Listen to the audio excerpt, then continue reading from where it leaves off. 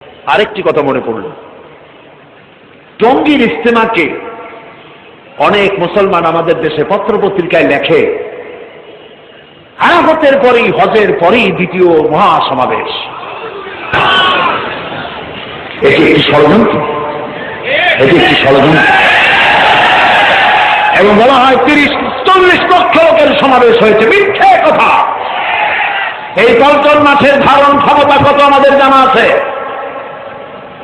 ওইখানে কতটা জায়গা, কত বর্গ মাইল এলাকা নিয়ে লোকেরা বসে এবং তাতে কত লাখ লোক হতে পারে।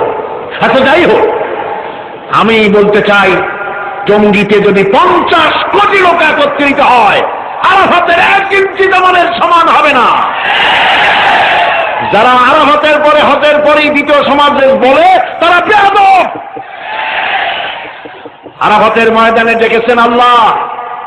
আরাফাতের ময়দানে কে ডেকেছেন? আল্লাহ। আর আরাফাতের ময়দানে হাজির হওয়া ফরজ। আদম আলাইহিস সালাম থেকে শুরু করে সমস্ত পয়গম্বরদের চোখের পানি শুকায়ছে আরাফাতের মাঠে। আরাফাতে যাওয়া ফরজ, টঙ্গীতে যাওয়া মুসলমান। কাজে কোন মুসলমান এই বেয়াদবি শব্দ ভবিষ্যতে উচ্চারণ করবেন না। কোথায় আরাফাত আর কোথায় টঙ্গী? আস্তাগফিরুল্লাহিল আযীম। এমন ধারণার সৃষ্টি করা হচ্ছে